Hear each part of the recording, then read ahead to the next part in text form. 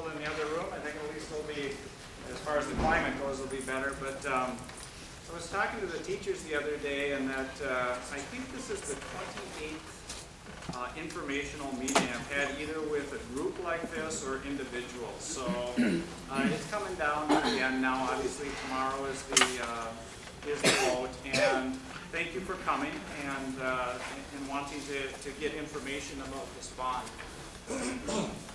We're going to go through the reasons why we want the bond, or why we think it's important that we get the bond, and we're going to allow you opportunity to ask questions if you have them, okay? And so there's four main reasons that we talked about as far as why are we going for a new school. Why are we going for this $34.7 million bond? Actually, the reason we got this legislation, or I should back the boat up. We did get legislation that will pay for about 60% of our mortgage. I don't care which way you slice it, whether you talk about what are you going to pay, it's going to be 60% less than what you were going to. If you talk about with interest or without interest, it's 60% less, okay? So the way that I like to explain it is that it is a $34.7 million bond, and the state's portion of that bond is going to be 20.3 or approximately 20.3 million, and your portion as taxpayers is going to be about 14.4 million. That's a big deal. We did not have this last time. The last time we went out for the bond, we were told, through our surveys and face to face that, you know what, the taxation is just way too high. And so we had to kind of regroup and say, well, what can we do? We went to the legislature, we lobbied, we actually got it. And so this is a big deal. We got a significant amount of money from the state. And honestly, the state knows there's an issue. They don't know how to solve the issue yet. The issue is that rural schools, the taxation in a lot of rural schools is not, it's unfair. If you're down in the cities, the amount you pay per $1 million is a lot less than we pay up here, which just isn't fair. And so they know it. We went down there and talked to them. Our big deal was we went through a flood. The flood wasn't the thing. The flood isn't the only issue we had, but it's the issue it's the reason why we got the money we're getting. We have an old building. We have a very poor tax base, which caused a disproportionate tax burden on you guys, and old building, poor tax base, and we went through a flood. So those three things got us the money. Okay? So what we hope to gain with a new building is efficiency and cost effectiveness, and I'm going to have ARI talk about that in just a second. Our second big point is that we can increase the security of this building. You can literally walk into this building right now and not be seen. And so if you think about the 13 doors that we have on this building, which ones could you walk into during the day and not be seen by someone? There's a lot of them, okay? And I think about the main one, down by the gym. There's no offices or anything down there. Handicapped accessibility. We're purposely building a one-story building so that we're not dealing with the handicapped accessible issues we've got. If you think about it, how do you get to this place if you're in a wheelchair? Well, you really can't unless somebody helps you or you have the elevator key. Okay, so how would somebody do that tonight, if I wasn't there to help them? And so, that's another big issue. And then, of course, we're looking at building the building on higher ground. We have about 165 acres that we already own, and we think it's prudent that we take this building and we move it to higher ground so we don't have that issue of flooding again. So, those are the four big issues that we're going to talk about tonight. But I want to start off with ARI, and I don't know if Scott or Katie, if you're talking, but I would like you to kind of go through some of the points of the new building. I can just walk through the plan real quick. It is a conceptual plan at this point developed based on the space program that we had met with the district prior to putting some graphics together, just so you can kind of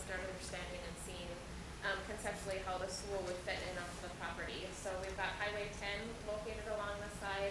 Highway 73 is located up here. Right now we're showing the potential for two different entrances. So we'd have an entrance potentially off of Highway 73. We can also look at entrances off of Highway 10. And as we develop the plan a little bit further, we'll make some decisions on where the access to the school wants to ultimately end up in. But the way it's located now, we've got opportunities off of both Highway 10 and Highway 73. Some of the overall site security pieces, we're looking at a separate parent drop-off from the bus loop, security for the kids getting in and out of the building, and so there's no cross-traffic between those buses and the parent drop-off and pickup area. As Bob had talked about, security and safety for the students is kind of one of the main keys that this plan introduces by creating one entrance. So when you do a bus drop-off or a parent drop-off pickup, all the kids would funnel through one entrance. Once the day has started, the other entrances will close down, and so if you're a visitor, you need to come to the school, you're forced to check in through either the high school office or the elementary office. The thought process would be that administration piece would hold the district office as well. So there's only one stop. You come in, you meet with who you need to meet with, and then you get led into the school, or the student is brought to that front entrance to leave. So that really controls the security piece in and out of the building. We've split the building kind of in two separate areas. So you've got the pre-K through 6th grade on one half of the building, and then the high school on the other, with the center being the commons and the shared spaces. This allows for the students not really to have to interact and cross each other's paths during the day. So we'll be able to keep those upper level and younger kids kind of separated throughout the day. There's an event management plan concept put together where at night, when there are activities taking place through the school, so whether it be through the gymnasium or the auditorium, that we'd be able to lock down the educational wings and just have access to that central core and that commons area, which would help maintain limited traffic through those educational wings. So you can close them down, people aren't milling through there, so you're really able to control access and activity in that central core. A few of the other things that we're looking at is incorporating this green design as much as we can for energy efficiencies. We've had really good luck with domestic hot water with solar panels. We're also looking at a preheat air system where it will preheat the air prior to it entering in the building. So fall and spring, you get a significant bump in your source of heat, which obviously allows for a more efficient ventilation system in the end. And then also just the building envelope, your conductive windows and old envelope structure that would be able to be updated and maintained a little bit better as well. You can see that we've got outdoor space, green space. We may be developing that existing wood center located out there. So site's got a lot of advantages as well for the site. So Thank you. And so maybe Kirk and Mike, can you guys talk a little bit? Kirk and Mike are from Bolt. Bolt is the company we're looking at hiring to be our our construction manager. Can you talk to us a little bit about timeline of this project? Yeah, the timeline, being brought on board as construction manager is nice. We can work with this integrated team here of the Moose Lake School District and work with architectural resources. Our first order of business is working during the design phase, creating very accurate cost estimates. We'll work interactively with ARI as they design it. We'll constantly monitor the budget so that we can get the most value for your building here. During the design phase or pre-construction phase, we'll work to create a procurement strategy where we'll look to engage the very best subcontractors, look for local preferences, look to create early bid packages so we can get it out early in middle of winter so we can get the best prices from subcontractors. I'll work with architectural resources here to create kind of an early bid package so we can do the site work and foundations right away, get out of the ground early. So we'll be looking at starting next spring, and we'll have a number of bid packages going out thereafter so we can work all through the summer, through the fall, and we'd shoot for completing the project to be summer of 2016 is kind of our So in construction the time. fall of 2016, we could be in this building. Okay.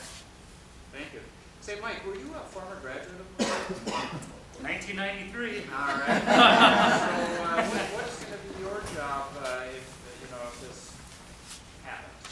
I will be superintendent of the project, so I will be overseeing. Construction superintendent, these people with. Yeah, we had that. Sorry about that. I'll oversee the day-to-day operations on site, so we manage all the subcontractors and all our self-perform work. So we're looking for hopefully folks will be bringing the building out of the ground, because it usually seems like that works out best for keeping on schedule. And then we turn it over to the subcontractors, and I'll be managing those. So. Okay, thank you. One of the big things that we've been getting lately is, are we really getting this money? And we have two experts here tonight that could probably answer that. One is Greg Crow, who helped write the legislation and kind of guided me through this process. And the other is Mike Sundin, who was a co-author of the bill. And so let's talk about that a little bit. Greg, could you just start off? What type of money did we get? When I read the legislation, it's a little bit tough, for me to figure out, because it's got a lot of things in there that are complicated. But can you explain it a little bit? Sure. And then, Sure, I'm happy to. The legislation that was passed last year was really unprecedented. No school has ever been provided this opportunity. In the past, some schools have gotten some small grants that when they went in and said, well, can we have $1 million for construction? And in fact, Moose Lake was asking for $20 million, which would have been unprecedented to get a grant like that. Instead, what the legislature said is, let's systematically address how school districts who have natural disasters are treated when they try and replace their buildings. And so this bill was drafted, and there are 3 criteria that qualify a district for the aid. And because it was intended to last, to not just be for Moose Lake and Rutherford-Peterson, the other district that had a flood, but to last for other districts that had this problem down the road, they were drafted as more general criteria. But those 3 criteria were chosen because Moose Lake and Rutherford-Peterson would meet them. And so that's how we know that Moose Lake will qualify for this aid, because the bill was drafted and the legislation was passed in a way that automatically sort of qualified them, because it was written for them. The legislature didn't want to say this is for Moose Lake. They wanted to say a district that meets these criteria, so that if there's a district 10 years down the road that has the same issue, that they'll be able to take advantage of this program as well. And so this last session, when the fiscal note for the bill was prepared, the Department of Education put in that fiscal note, Moose Lake, Rutherford-Peterson, and Wadena Deer Creek currently qualify for this aid. So given the language of the bill, the Department of Education, who will ultimately make the decision, or who will ultimately pay out the aid, has already said Moose Lake qualifies for it. So that was sort of already established this last session when the bill was passed. The other part of that is that they actually took money and set it aside. So there is money already set aside in the current budget to subsidize Moose Lake's debt service payments. It's already there, it's built into the base budget, and there's no reason to believe that now that it's in the base budget that it would be taken away. In fact, when the bill was heard, there was no opposition to the bill. A lot of times the only opposition to these kind of ideas is financial. No one stood up and said districts that suffer natural disasters shouldn't be helped by the state. And it's almost inconceivable that someone would come in and say, yeah, you were hurt by a flood, and yes, you had this money, but we're going to take it away. And in fact, the other thing the legislature did was they changed the language about how they appropriate the money. Usually they have to meet every 2 years and set money aside for these kinds of programs, which, if you read the news, they don't always successfully do in a timely manner. But in this case, they said, let's just put right in the law an amount sufficient to fund this program is available and appropriated each year from the general fund. So they don't have to ever meet again, and the money will continue to flow for the debt service equalization aid for bonds that are issued under that statute. So, so the money set aside, the district,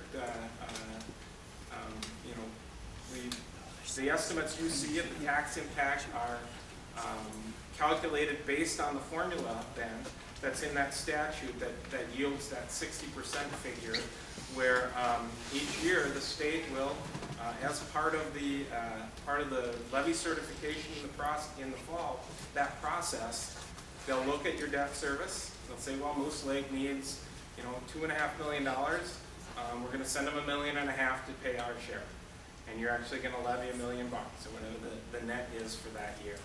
And so that's what that tax impact table that you probably all have seen is based on.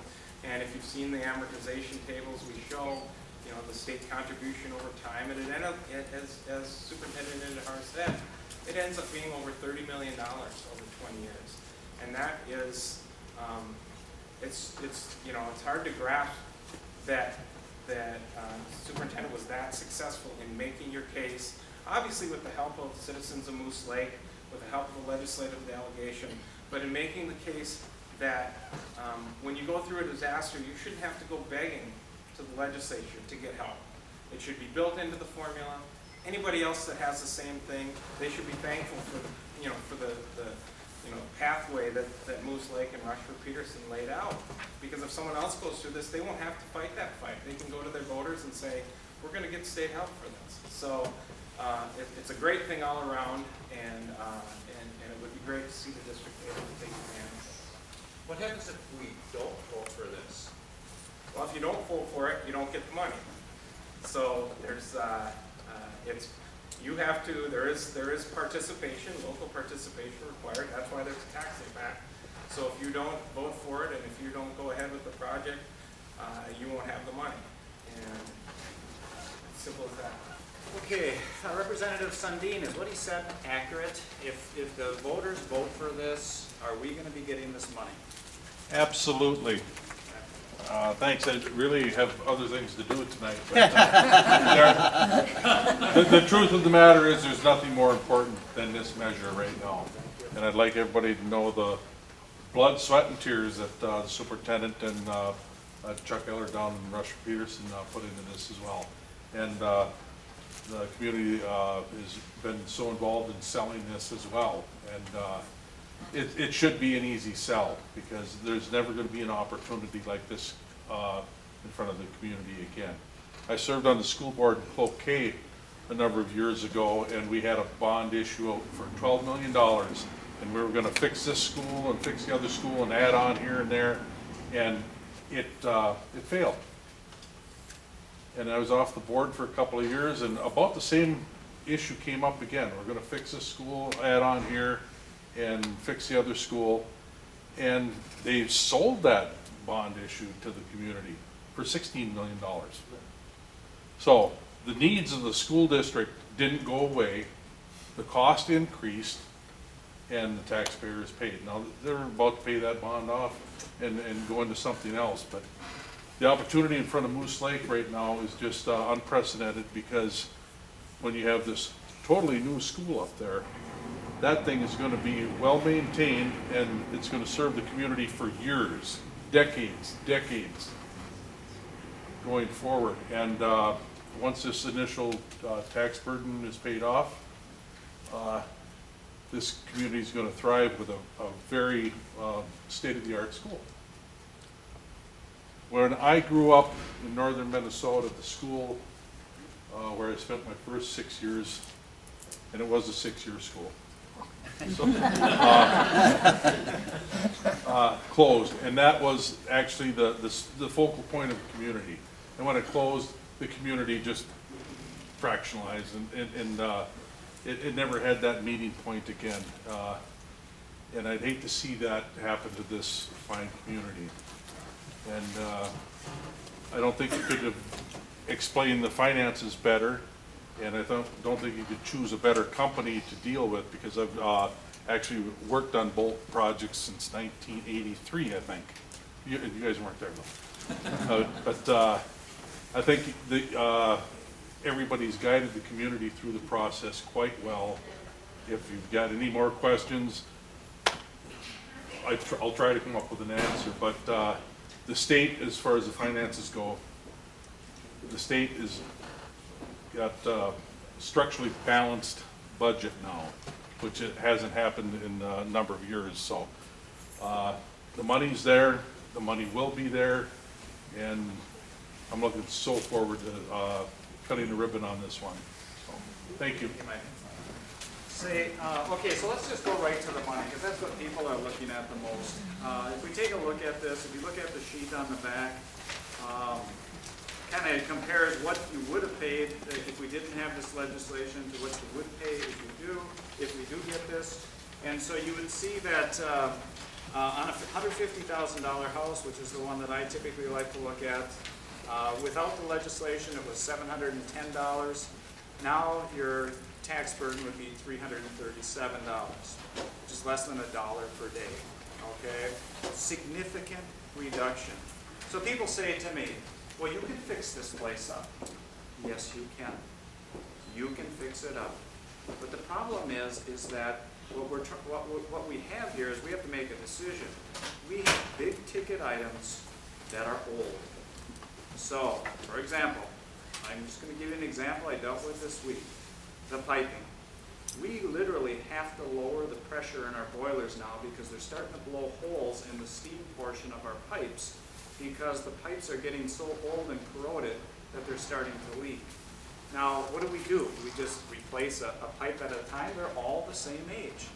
We're going to have to revamp and get new pipe in here. Electrical, the roof, the HVAC, the front of this building needs to be upgraded. We need to increase the security. 80 years ago, I don't know that security was thought about as much as it is now. And so we need to do something with this building. We do have estimates, that put it around, $14.5 million to fix this place up. But we can get a new building for that, for your portion. And so when we look at it, when the board looks at it, they feel it is a no-brainer because the bottom line is, are we going to put all that money into this building and then what else is going to go wrong? Or can we get an up-to-date, modern, 21st century building with safety, security, efficiency built into it? Well, our strong leaning is that this is the way to go, okay? And we think we've done what we need to do as far as answering the questions that are concerns that people had for the last 4 times at least, where we said the taxation is not fair. Well, now it's fair, so we take that out and we say, what now? What else needs to be done in order for you to vote yes for this? And so, when we look at it, the cost that we put into, did you guys talk about the lighting? Did you talk about lighting? So the big ticket items are your fuel and your lighting. And when we put in a new system here, we would expect to save up to what percent on lighting? I mean, just LED alone. Basically, you're going to save 40 to 50% on the lighting, and it's all because of the LED and the daylight sensing. And I know in this building, we pump in about 1/3 the air we need to, and I know in a new building, we're going to get the right amount. We'll have 3 times the amount of air. Will we still have efficiency with a new heating system? Yes, because with the new system, you're going to have is basically CO sensing, so that you're not, if you were going to revamp this when you'd be pumping in 100% outside air, with the CO sensing system, you basically provide, if there's only 45 people in here, you're providing the air for the 45 people rather than if the auditorium was full, and then rather than having enough air to provide the whole thing, it reads and provides the air volume that you need in each thing. So same thing with the classroom sections. You don't have to put your CFM of 15 CFM per occupant in each of the classrooms if they're not occupied fully at that time. So it's adjusted to meet those needs. And electrically, it's the same thing like Bob said.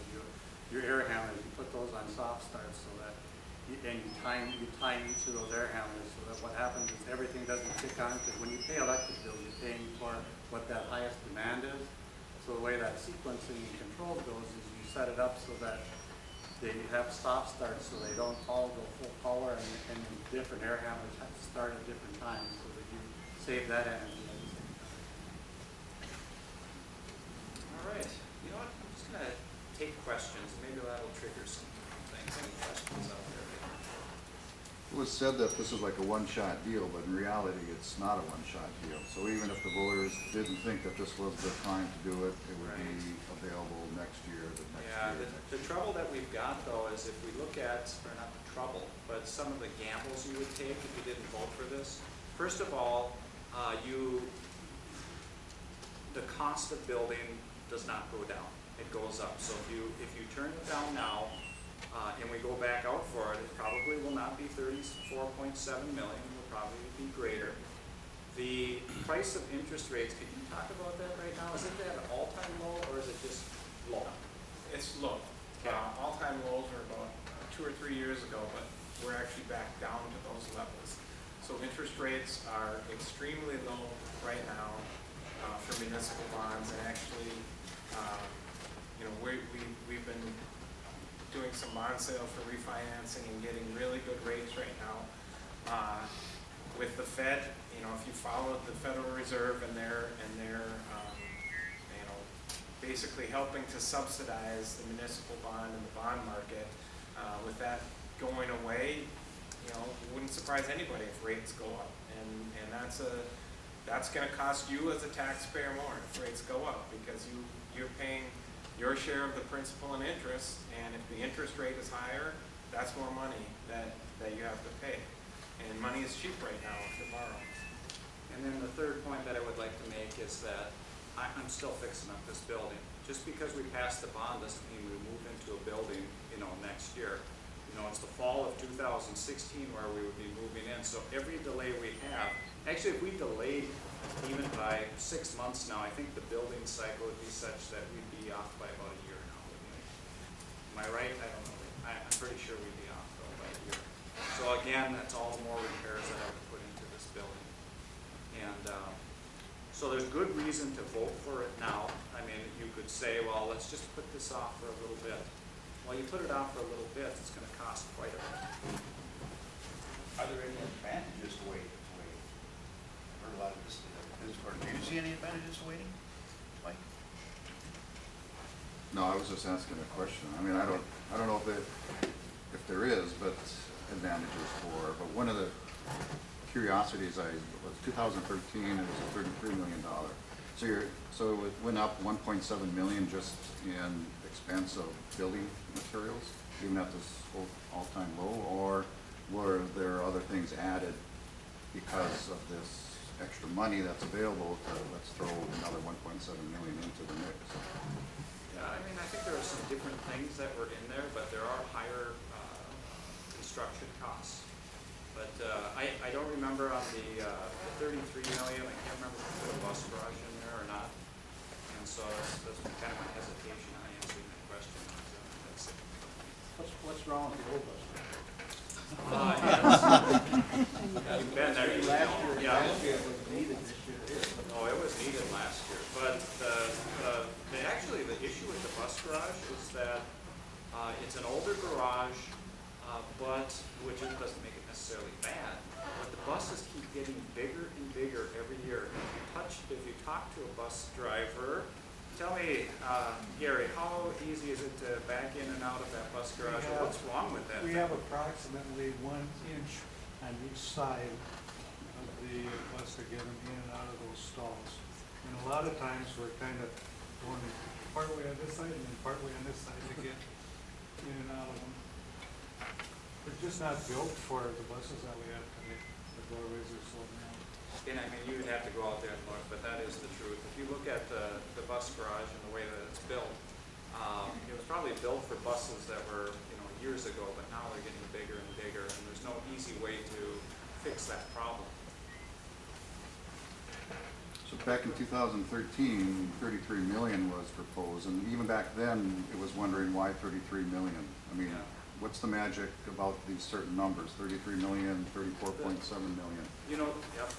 So what we look at is we look at how many students we have, and maybe you could talk about kind of how you go about estimating what is the cost, because that's not my expertise, but I know it deals with the amount of students we have and the amount of square feet that's needed per student. Yeah, it's basically based off of the preliminary numbers that you worked out there. You're looking at this building as roughly 137,000 square feet. You have a lot of dead end corners and things you can't use there. So when we meet with all the staff and pull that all together, it's programming to size the building to accommodate what you have now and what you would guess that the future would be. So when we set it up, we need some areas for growth. That's part of when we talk about this plan, you'll see that there's areas where if there ever was growth, say Moose Lake doubled in population, you throw away what you already did. So we need the size, we need the availability so that can be some growth. And like right next year, you have one section that you're looking at increasing kindergarten is expanding a section. Well, kindergarten first we did.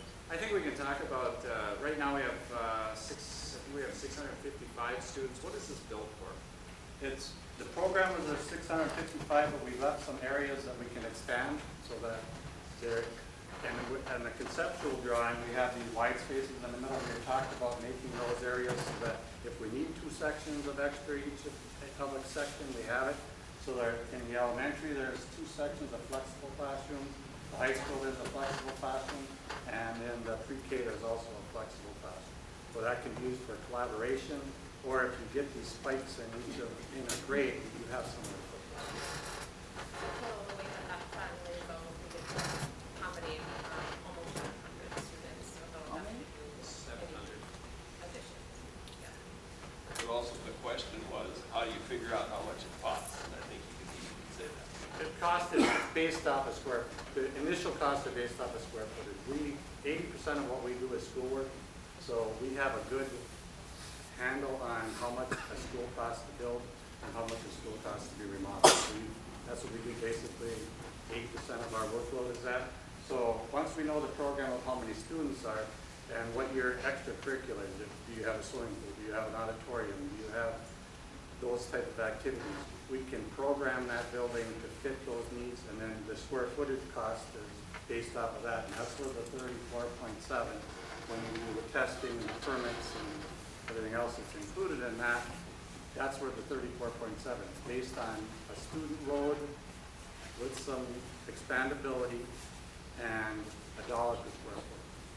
I was at the meeting where you said that the Southbridge St. Louis County School cost $25 million. Yes. How many square foot was that? How many students was that for? It was 110 square feet. 110 square feet? 110,000 square feet, thank you. 110,000. Square feet, and it did not have an auditorium as part of their program. And how many kids go to that school? I don't know what their numbers are now, I think they're in the 630 something, yeah. Yeah. What's Moose And Lake's that was, projected and that was enrollment? strictly construction costs. Yes. That had nothing to do with design fees, that was to build the building, there was no design fees. So if you take that 25 million and you put in construction costs, you put in overhead and profit, you put in design fees, you put in testing, that 25 million is gonna be closer to 29 million, you know, so. Is there any guarantee that it won't go over 34.7 million? Part of our obligation when we're under contract to do the design is we're given a budget that we have to design. And we've given a program that we're designing that program to fit to 650 to 700 students. So if we design something and it comes in at 37 million, it's our obligation as the designer at our cost to fit the budget that it needs to fit. So we've committed ourselves coming in a dollar figure that we think is appropriate to build a building. And it's our obligation to make that budget fit the design. And that's where Bolt comes in as well, as he's designing it, and we all agree as a team that this is the set target cost or budget. We actually are the checks and balances, making sure that as they're designing, we're giving them input, like you're tracking towards that right budget, or, you know, hey Scott, it's looking like it's trending over, let's talk right now. How do we value engineering so it falls back in line with the budget? He says, Scott, you can't afford to have marble walls in all your classrooms. And you can't afford to design a Taj Mahal. Their checks and balances bring us to what we, and like I said, 80% of what we do is schoolwork. So we have a pretty comfortable handle on what we can build for that amount of dollars. And when you go out for a vote for 34.7, that's what it is. That's all the money that they get. So they have to work within that budget. And obviously I work with them in their recent decisions that need to be made.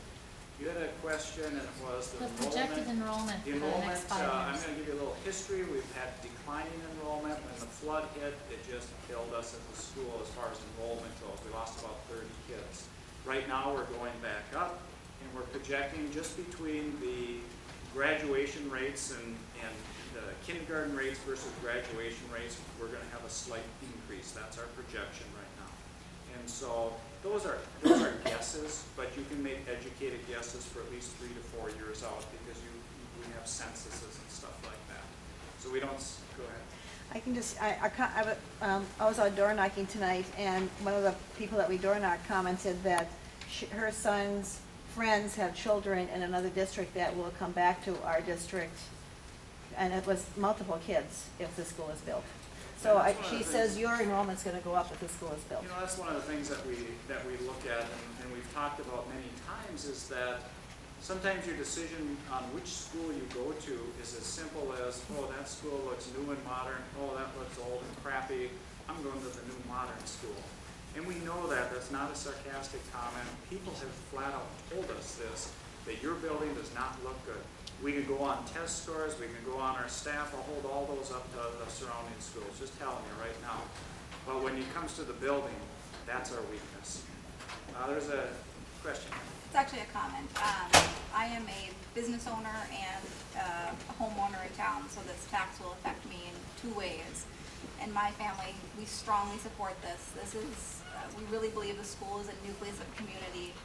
And this is the chance for this community to grow and attract more young families. I came here 6 years ago with no kids, and one of the first things we look at as a family coming in here is what the school's gonna be like.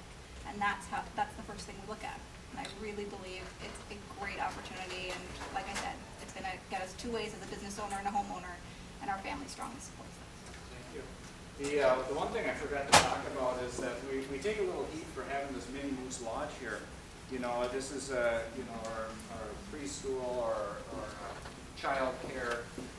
However, this is a strategic move by Moose Lake. And the move is that once people come to Moose Lake, they're going to stay in Moose Lake. And so we noticed that when we dropped our child care many years ago, that's when the number of kids going to Barnum increased. Guess what? Little Bees is right across the street from the Barnum School. Well, we know for a fact that many of the families found that to be very convenient, is to drop their kid off, and their kids go to Barnum schools, then they stay in Barnum schools. Well, now since we've you know, started this, you know, our hope is that, you know, the trend will be that these families will find this to be convenient here now, and then come into our school. This mini Moose Lodge or the child care is going to have their own entrance. They are open different hours of 6 a.m. to 6 p.m. And so they're going to have, you know, the one thing with little kids that I'm starting to remember now that I'm a grandpa, that they need bathrooms and they need them in the rooms. Well, guess what? Our rooms are not designed to be preschool rooms. And so there's just a different need that we have there. And that's kind of our focus, or that's one of our focuses, is to get us, you know, to get growth in this school again. I have a question for Greg Crow. Your footnote on this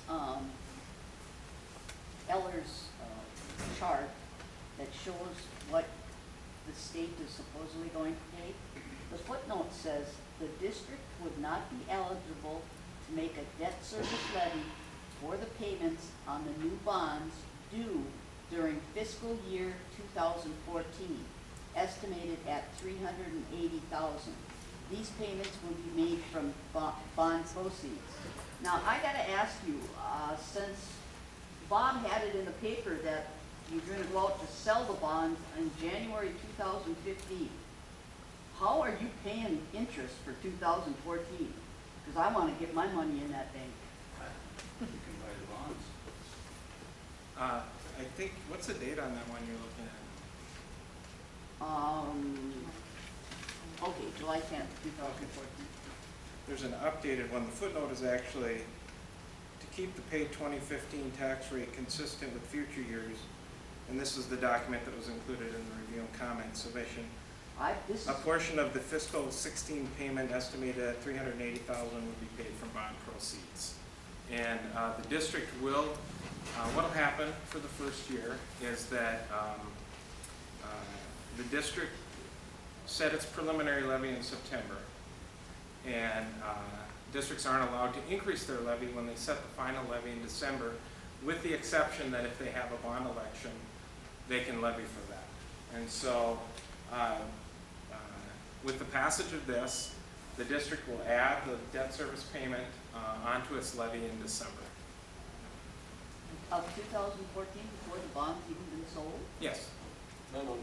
yes. The end of 214 and 2014. In calendar year 2014, December of 2014, before the bonds are sold, we will estimate the required debt service, and that will get added to the levy in December of 2014 for the fiscal 16 pay 15 payment. But that's not what it says. Your last statement on this footnote says, these payments will be made from bond proceeds. Which is it?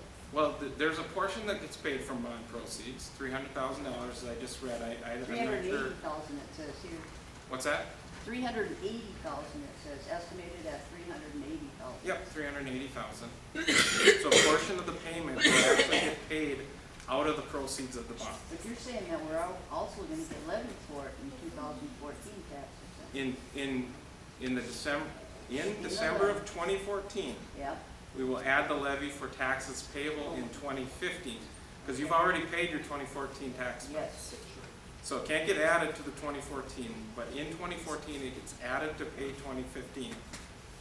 So we're paying for bonds that haven't even been sold yet. Well, the bonds will be sold probably in January. Yeah, I know, that's what he had in the chart. It said January 2015. Right, and you'll make your payment in May and October, Yeah, and by then the bonds will have been sold. yeah. So So why are we paying for 2014? you're not. Are you listening? That- This is 2015, I think that's 2014. It's going to end in earlier. December.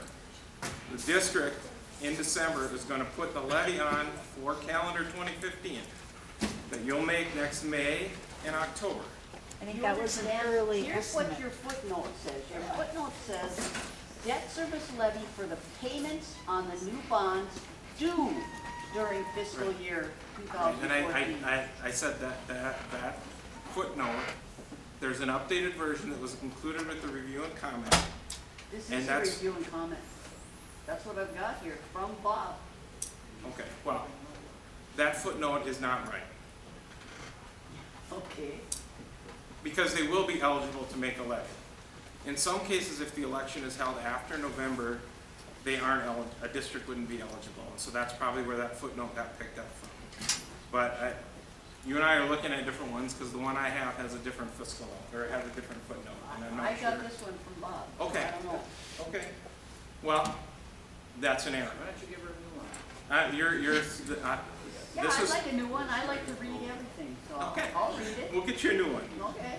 But the district is eligible to make a levy and will make a levy, and so that won't be an issue at all. All right, other questions? I got one, Bob. What about, if this building should pass, or this referendum should pass, and the building goes up on the new field, what potential do we have here if this land or some of that land were to sell? How does that impact the bond? Well, the board's gonna have a decision to make as far as what to do with that money. I mean, we are actively trying to sell this place. I will tell you that there's money in the bond for demolition if we cannot sell it in a reasonable amount of time. But the board has decisions to make. If we are building new up there and we sell this place, the board they'll have to make the decision on what to do with that money. How about some of the land up there? If there are developers then that want some of that land and that land is sold, what happens to that one? Again, the board will have a decision to make, but maybe, Greg, talk about it. Let's just say we have businesses that come into town. How does that affect the bond or the price that people pay? basic effect is if there's more tax value is that the pie gets bigger.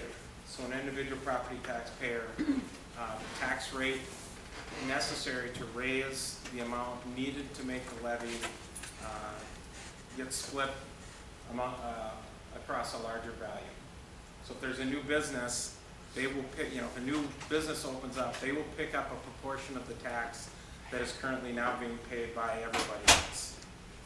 That's the So simplest answer. actually, you said the pie gets bigger. If I said this, if the pie stayed the same, but the number of pieces got more and everybody paid is that a better way to put that or not? Yes. Or is it the Yep, same so way? if the pie stayed the Okay, same, well, that's the way I look at it. then the property value will shift proportionate to how big your piece of the pie is, how big your value is compared to the total value. But it would not affect the state's portion. And that, no. That's, Other questions? I would like to make my pitch. I'm a tax preparer in the community, and I want to reassure all of you that you are all eligible for a property tax rebate from the state. At the time you have your income tax filled out, or even if you don't have to fill out an income tax return, if you are a property owner or a renter, you need to file a property tax refund with all the details that it's asked. And you most likely will be eligible for a refund on your property tax. So this will not be as big a burden as you are anticipating. Does that happen year after year? It happens year after year. The first year, in the tax year of 2015, with the increase in the hospital and this increase, your tax increase will most likely be more than 12%. That's the threshold for a one-time rebate. You will get that rebate no matter what.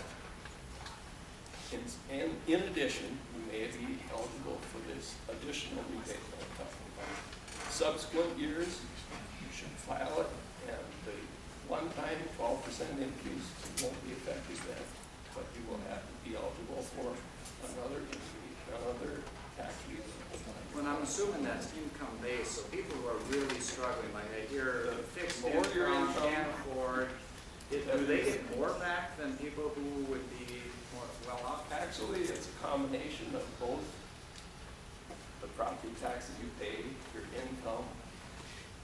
So if you're in a higher priced home and you're paying higher real estate taxes, you will get a substantially larger rebate. But even those folks that have a smaller tax impact, they will be eligible for a substantially higher percentage of the. Other questions or comments? Yeah, I have one more question, Bob, and it's not that I wanted to. Byron told me to ask it. He did. He sent this to me. He said that this was the cat's meow. This was the law that we were talking about, Minnesota Senate SF 2426, and he even highlighted stuff for me on the second page. Okay. But here's the problem. I asked him to read this first page when he came tonight, and he can't answer it. It's still the same way as the one that you gave me, Bob. What's that? It says that the district was impacted by a natural disaster event or area occurring after January 1st, as declared by the President of the United States and FEMA. The natural disaster caused $500,000 or more in damages in the school district buildings, and that's true. But here's what number 3 says: the repair and replacement costs are not covered by insurance payments or FEMA. Yeah. That basically says they're not eligible. And supposedly this, I got it in the mail last week. Supposedly this is Greg, it. why don't you answer that one? Because we actually talked about that quite a bit when we were going through this legislation, so. Yep. Why And as did- I said at the beginning, the legislation was written for Moose Lake. Those criteria were selected because Moose Lake meets those criteria. FEMA or your insurance is not going to give you $34.7 million to replace this building. The replacement is not covered by FEMA or insurance. What you're talking about is hazard mitigation, moving a structure out of a flood-prone zone Not somewhere where it's not gonna happen. It's not even that technical. It's just, are you getting money to replace this building? And you're not. Because of the natural disaster. Yeah, yeah. All FEMA right, and insurance I are see not what- giving you money to replace the building. I see what And you're that's the saying. third test. You The get, repair and replacement. so. And I'll just reiterate, when the bill was being heard, the legislature, the Department of Education said in the assumptions, in the fiscal note that says, how much does this bill cost? They looked at that language and they said, Moose Lake, Rushford Peterson, and Wadena Deer Creek currently qualify. Not might qualify, not may qualify, not would qualify if something else happens. The fiscal note says currently qualify. And it says it is expected that Rushford Peterson and Moose Lake will use the provisions of this law to help them pass a new bond Are you issue. gonna give us And a then they copy of use that, fiscal note? pardon me? Are you gonna give us a copy of that fiscal note? I'll send you the link to the Thank you. fiscal note and you can, Thank you. and I'll highlight that Thank section you. for you. Panel out. That's all I've been asking for since June. So when you build a new football Okay. field, how's that gonna be paid for? Okay, so the football field, you know, when we look at this, this concept thing, that seems to be, the one thing that we wanted to do is to not highlight the athletics at this point in time, because our focus is to build a new building. When you have a concept, there are things they put on here, like football fields, and almost all schools have softball and baseball fields. These are things that we're gonna be talking about if this bond passes, you know, as far as what are we looking at? When we have a good track team, I don't know if you know this or not, but our track team, many of the kids go to state, we don't even have a track. And so we're gonna build a track. And when you build a track, you build a football field in between. The bottom line is that we are in a co-op with Willow River. They have the varsity football field. We have the practice field. We've already got the field on Highway 10. That's where the kids practice at. So at this point in time, we're looking at the practice field being inside of the track. And so there was talk of this stadium football field and stuff like that. We haven't even talked about that. And so when this is drawn, yes, it will have a track and there will be a football field, but we haven't talked about the athletic facilities very much at all.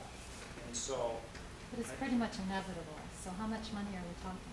oh, just for the football field to put inside the track? Well, for the track, the football field, whatever. Okay, yeah, that's part of the total 34.7 million. That's Yes. built in. That's not an additional money somewhere down the line. No. Kind of when you used your Southridge example of what it costs, they have a football field, 2 baseball fields, and that's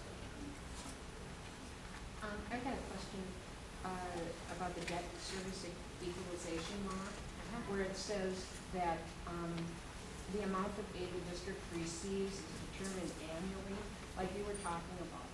And I was just wondering, if they're paying us 60%, why isn't that just all dedicated to it? Why does it have to be looked at annually and it varies every year according to what they want to do? And also, if there's other schools that qualify for this, is this like an unlimited supply of money that sits there Sure. ready for these schools? Yeah, that's a good It question. is. So the first part of it, it's an annual calculation because it's based on the annual debt service.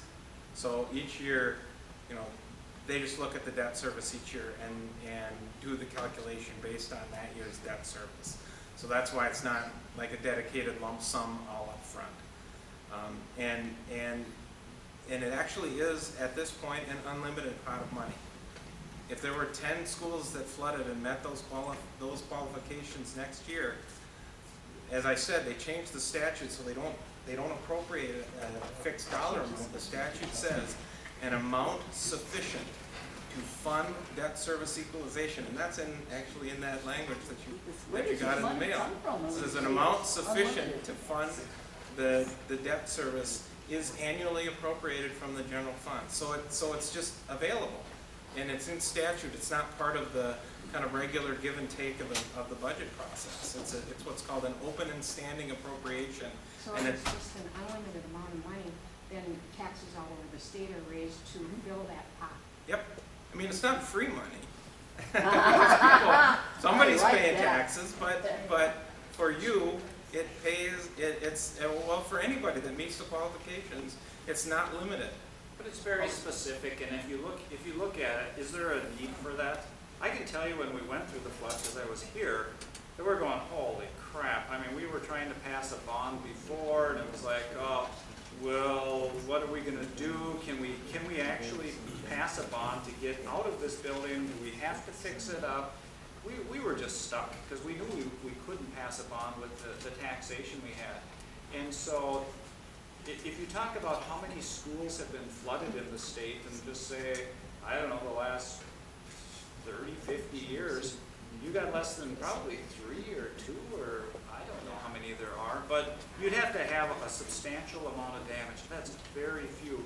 But it's this particular law or statute is filling a need, and that need is, if you have something really horrible happen to your building, you go through a flood, you have substantial damage to your building, you have an out.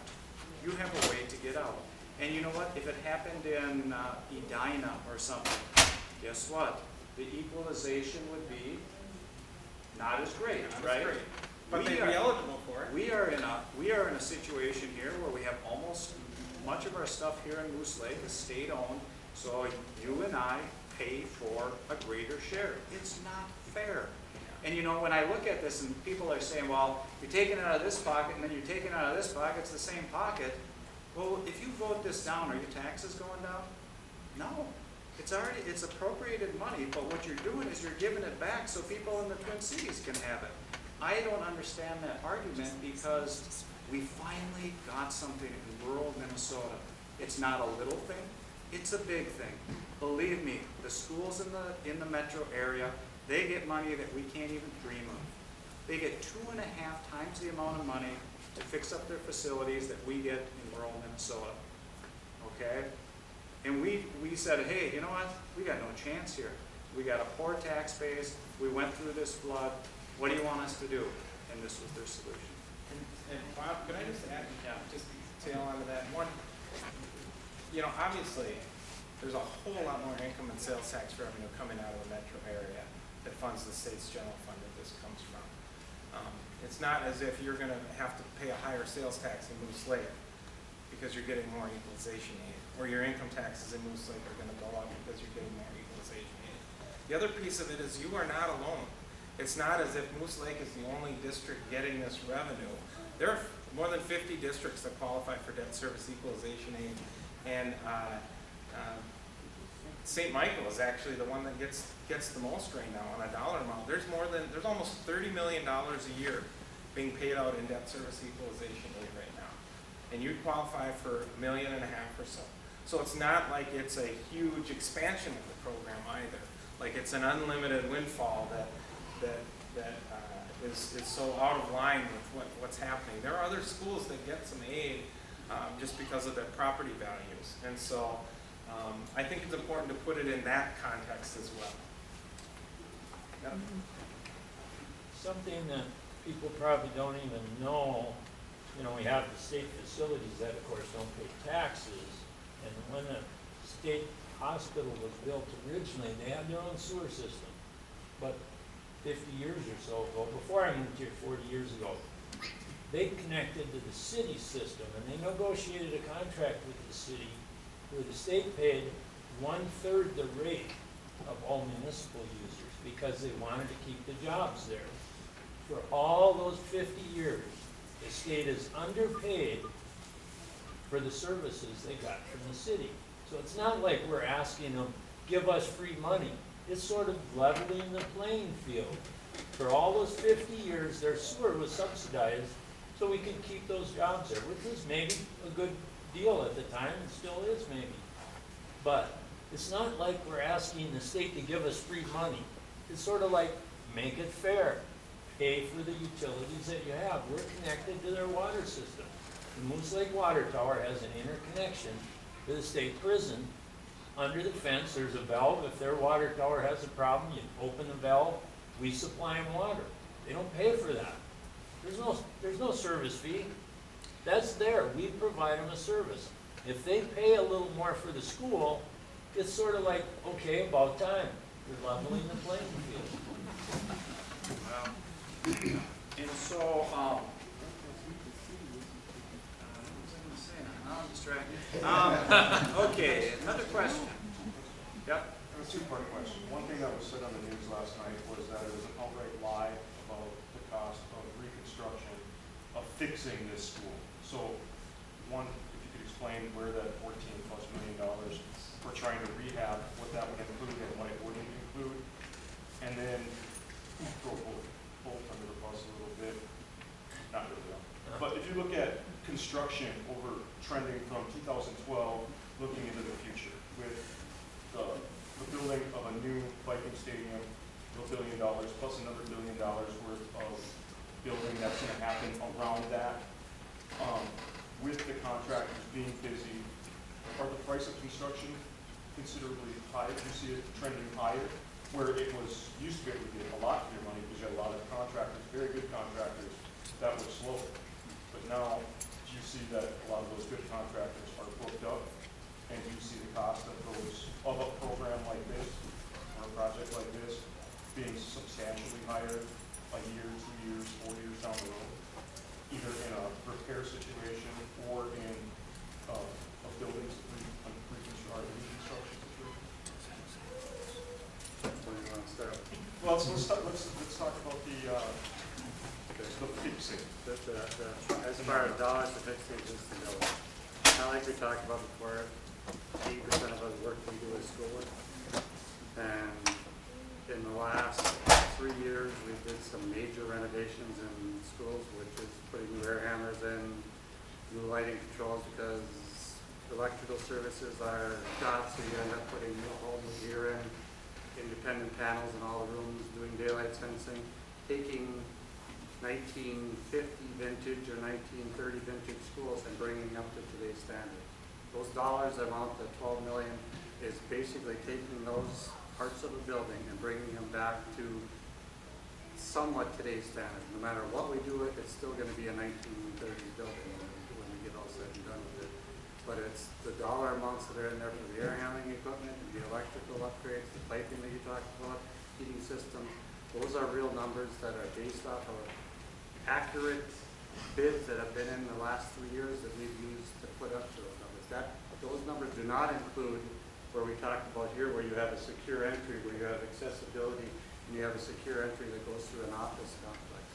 That number is just to take the life safety, the fire code, the security, whether it's cameras and buzzers to get in, but it doesn't address the event management type stuff, where once you come to the auditorium, you can wander this whole school. That's where we've talked about in the new school, what you have is the opportunity to just control those areas that you have there. So those numbers are based off of taking a classroom, putting new cases in, putting new flooring, and putting new ceilings and lights, upgrading the fire alarm system, getting rid of a dead-end corridor that the fire marshal has told you can't use because there's only one way out of it. So those are real numbers based off of those. Now, if we looked at, would it be fair to compare Deep River Falls High School to this high school? I mean, they're fairly comparable as far as what their enrollment is similar to what you have as far as enrollment here. And you had another building with an auditorium, and how big was the addition that you added on to take care of the security issues? They added basically auditorium, the cafeteria was roughly about 8,000 to 9,000 square foot, and then they also did an office complex that was to create the secure entry. Basically, it would have been taking like this school and because of accessibility, moving your entrance to the back side so that you could create that secure entry. And they, as far as the cost that they were, it would be above and beyond what we have for a cost estimate for this. This was basically ran to about $100 a square foot or $110 a square foot to do the renovations that I just talked to you about. They were above that because of the additions and the secure entries that they did on top of it. And how much did they spend total on that high school project?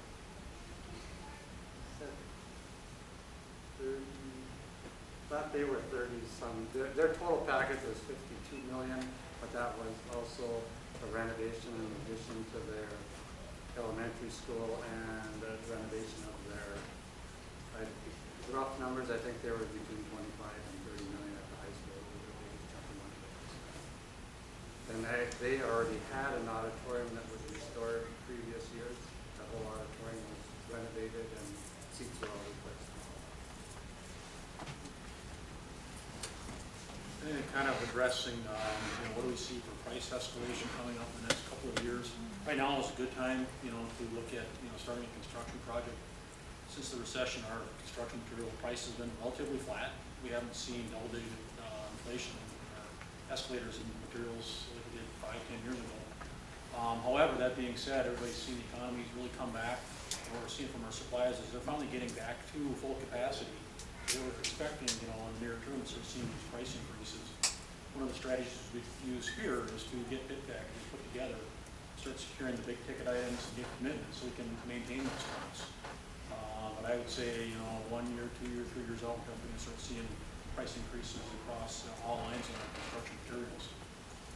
As far as the subcontractors, we're seeing a pretty tight market right now. Our goal in this case would be to generate a lot of buzz about this project at Bolt. We're very fortunate. We have a good, strong following of subcontractors that like to work for Bolt. So we start putting out the word that, we're looking for, good subcontractors for this project here in Moose Lake. Making sure our, good subcontractors know to keep this slot open for potential project for them to work on. Because we are seeing a lot of subcontractors. They're right now telling us they're too busy to do work. So that's our goal, is to really make sure we can find the best subcontractors and they can slot us for this project. Other questions or comments? Bob, can I put in my 2 cents on your security? Okay. I didn't say you could come. Well, you told me a lot of times. Okay. My name is Ray Arnold. I worked with the Moose Lake Police Department from 1975 to 2013. My wife's dad graduated from this school in 1939. Yeah. My wife graduated here. My 2 daughters graduated here. My granddaughter graduated here. I got 4 grandkids here. But the security of this building, if you think that nothing happens in Moose Lake, you're in a dream world. Because I have taken into custody an individual that was 13 years old one time that brought a handgun to school to do harm. Okay, so it has happened. I have locked this facility down due to a serious threat. I escorted the school bus on the route because of serious threat. And when you lock this building down with all of these entries, when I start, I'm the only one on duty. 1 car, 1 guy. If you try to lock this facility down, it is a nightmare. It's almost impossible to do immediately. And it's scary. It's scary. And when you have a serious threat, as we did it when I locked it down, knowing the individual, having had contact with law enforcement numerous times, knowing that he was a dangerous person and could do damage, this building is scary. It's horrible. It's almost impossible to lock it down. And things can happen in Moose Lake. People have said to me, well, this is Moose Lake. Nothing happens. It can happen. It can happen fast. And this is one of the worst buildings, I think, in this county to try to lock down. Other questions or comments? I have a question for ARI. How'd you come up with the 1.5 million for the dike? We had to come up with some way of protecting this building. So it's, as far as we worked a little bit with Bolt, because they did have some dike experience. Worked right up to the same dollar figure as building a new school, didn't it? No, because the new school is 30 million and we're at 14. She's accusing you of working backwards. She's accusing you of working from 40 to Other comments or questions? Bob, over the years I've voted yes on every one of these, and tomorrow I'm going to be proud to vote yes. But I still hear scuttlebutt, and one is like sidewalks to the building, stoplights. That's going to cost. Making it more residential. Is that a word that it seems, because it's too rural. It's out in the country. Sorry, I grew up in the Chicago area. I'm in the country, but they say this building isn't in town. I think it'd be easy to make it residential, if you know what I'm saying.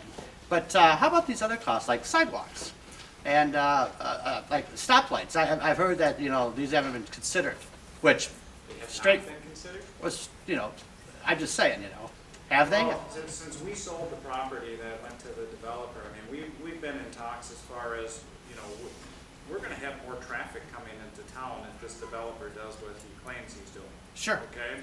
And so, I don't know, Kurt, you actually could, well, let me tackle this, and if I flub, just say something. So, it is not our responsible to put the lights in, okay? The Department of Transportation will be putting the lights in on Highway 73, and they have to make a decision. Are they putting them in where this road perhaps would come in? This is probably, the development is right here and Conoco is here, but there's probably gonna be a road that comes up here depending on the version that we're looking at. But the Department of Transportation has to decide, does it go there? Or does it go on Highway 10 and 73? Or does it go in both places? But that's not a decision that we would make. They have to look at traffic flow, and that's kind of their expertise. So the lights are not our issue. If there's a traffic issue or a traffic flow issue, the Department of Transportation on Highway 73 deals with that. Sidewalks are maybe a little different. We have, you know, we need to work with the city a little bit on safe routes to school. We actually have a committee that looks at safe routes to school. But we would probably be responsible for the sidewalks coming to our school, not from the city, but from our property. Everything on the site, we have figured sidewalks that go out, and road access roads coming in, this whole plaza out into that area. You'd have basically a road coming in here, whether or not we do sidewalks from Highway 10. We're still, it's still conceptual, so there's been discussions. A lot of people think it shouldn't be off of 73 and it should be off of 10. We're at a conceptual point, and as if things go right tomorrow and it moves forward, we need to meet, and then we need to focus on where does the entrance want to be? Does the entrance want to be off of Highway 10? Does it want to be off of 73? And how are we going to get the buses to Can I make two comments? One is the idea of a levee around the school. Steve and I both lived on the lake, and we both were flooded. A levee, if it's even a lesser flood, all that's going to mean is the water's going to go someplace else. Right. It's going to come to my house or Steve's house or something like that. It all came to my house. Kurt, I don't think we see a problem with it. Okay. It's you guys. So anyhow, on that one, but let's see, I forgot the next thing I was going to go to. What was the other? Lights, traffic lights, Traffic. sidewalks. Oh, I know. The other thing is, been around the community for a while, and most of you know Mayor Hartman, who recently passed away, but he talked about back in the 1960s, they were talking about building the hospital way out in the country. Where is that today? You know, the city will move around it, housing will move around it, businesses will move around it, etc. And the hospital was right downtown, and today, you know, it's part of the city, and it's probably the idea of the city expanding. I just want to make a comment on the sidewalks. I guess I wasn't aware of this until I started to become part of the district here. But with the sidewalks, we are busing, I don't know if everybody knows this, we are busing kids 2 blocks away from this school to school. There's nobody walking to school. I don't know why we need, not sure that they're gonna happen, but we gotta get them, but We would love kids to walk and bike to school. As a matter of fact, we have a special day because we're trying to encourage people to do it.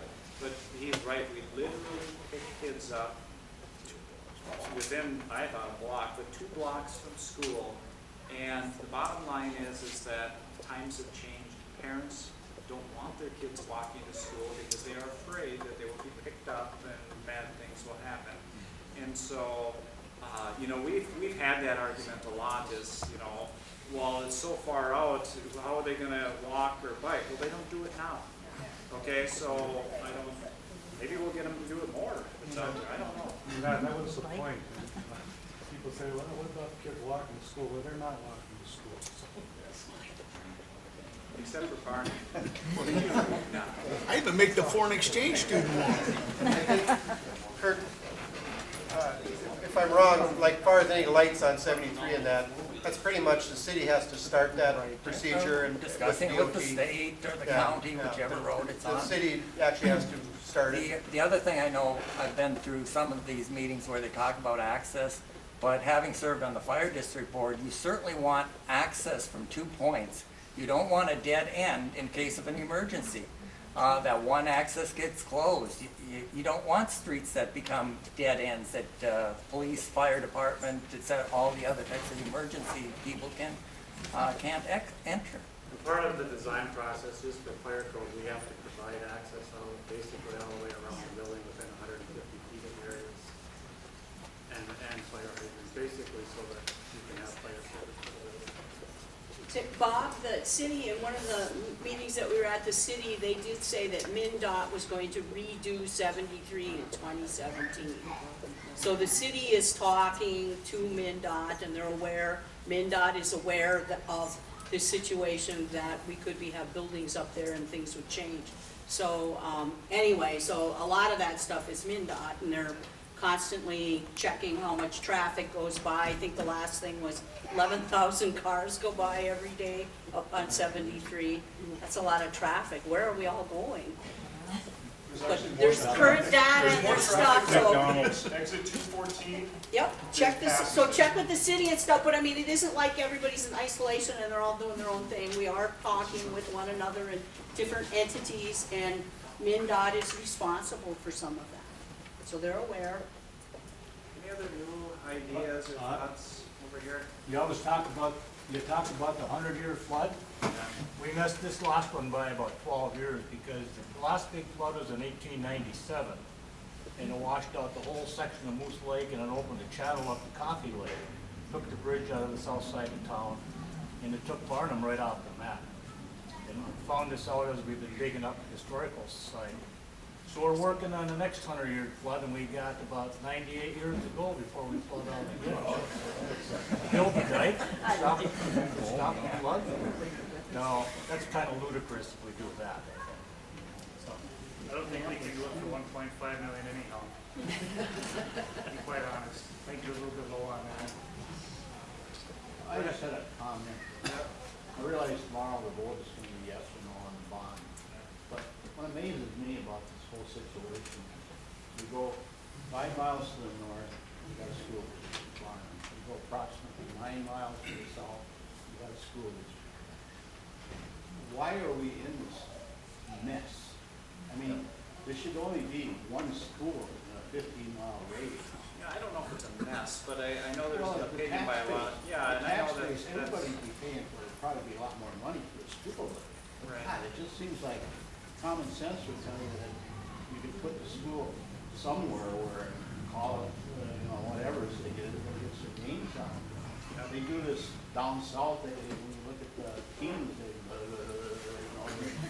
you can't. Well, the only thing I can say about that is that we have tried. And we have to look at it from a Moose Lake perspective, and that is that we have needs and issues here that we have to deal with. And one of our strategies was to look at consolidation. But after asking both districts to the north and south, we realized that that wasn't going to happen. And I know, Jim, you were on the committee. Yeah, I can address that to a little extent. I agree with what you said. It makes no sense.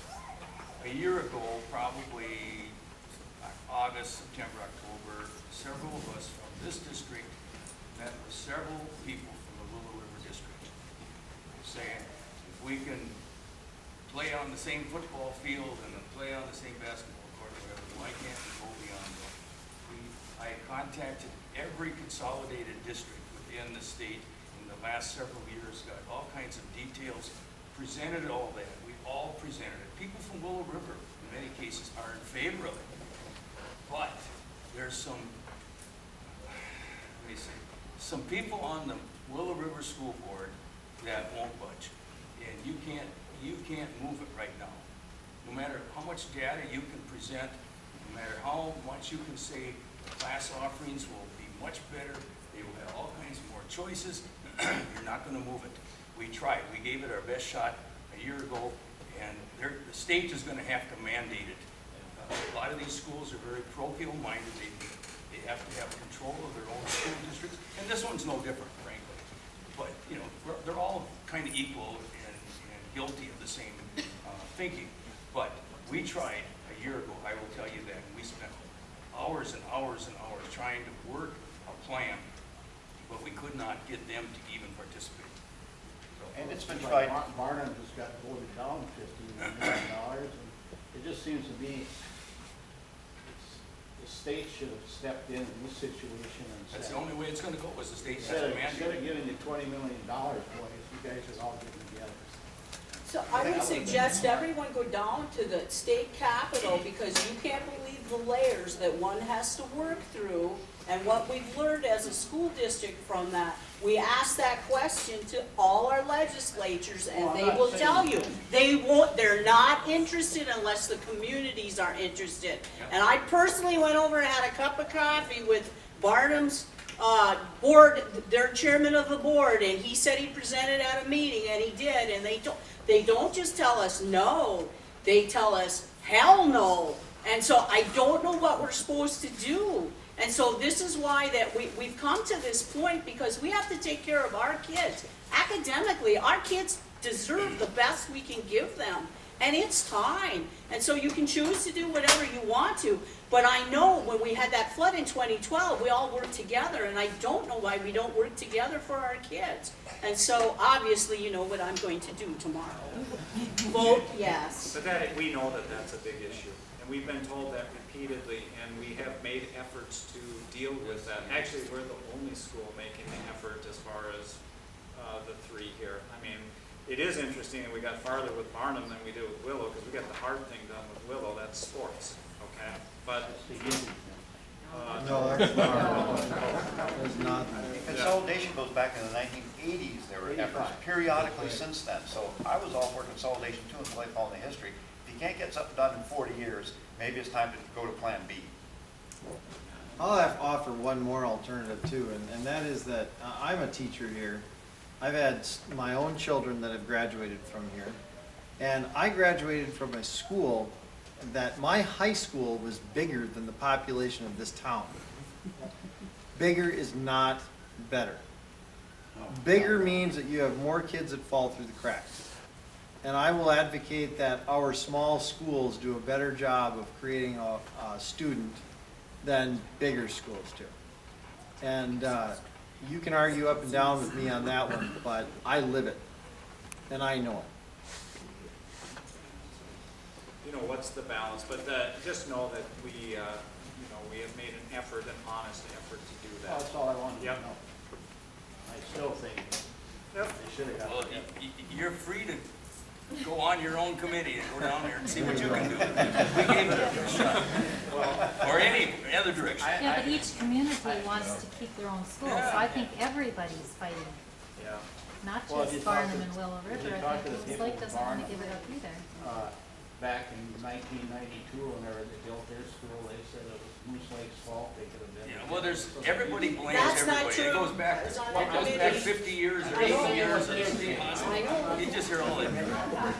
All right, so I think we're going to draw a close to this meeting. If you need further information before tomorrow, I will stick around for a little bit, but hopefully you got the information you needed to make an appropriate vote for yourself.